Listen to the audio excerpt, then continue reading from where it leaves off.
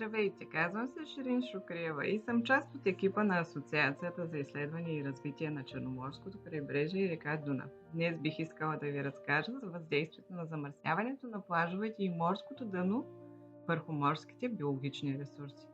Този материал е част от образователните инициативи на Екологичния информационен център Варна, реализирани по проект Learn for Sea. Съвместно иновативно обучение за екологично поведение на общностите в Черноморския басейн. Един от най-сериозните екологични проблеми в Черно море е замърсяването с микропластмаса. Често виждаме само големите отпадъци по плажа – бутилки, чаши, фасове, торбички.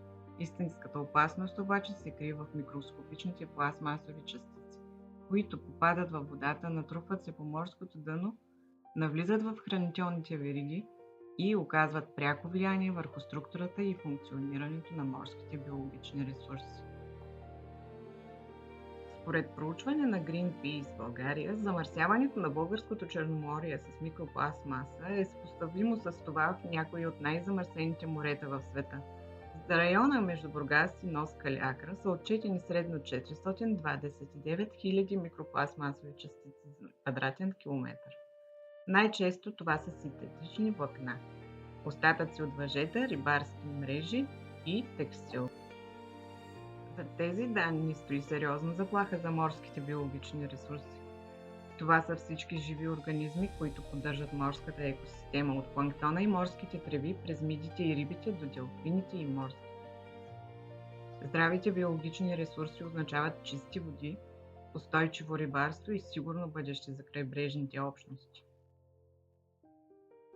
Пластмасата не изчезва. Дори когато се разпадне, тя преминава от микро към наночастици. Натрупва се по дъното и се поглъща от планктона, мидите и рибите. Това нарушава растежа, размножаването и оцеляването им.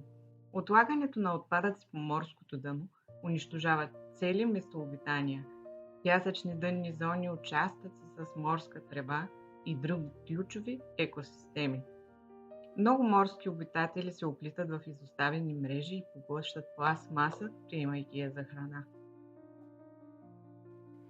Това не е само екологичен проблем, това е проблем за ресурсите, които хората използват, рибарството, туризма и поминъка на морските общности. Когато морските биологични ресурси намаляват, страдат и икономиката и качеството на живот на хората.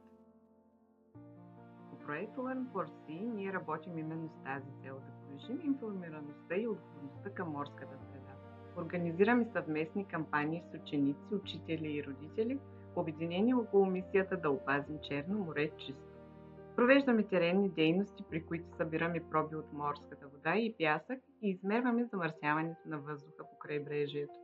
Нашата цел е да покажем на децата и младите хора как работят учените, как се използват професионални уреди, как се анализират проби и как научните данни се превръщат в реални резултати. Вярваме, че чрез знание и личен пример можем да изградим по-отговорно отношение към морската среда.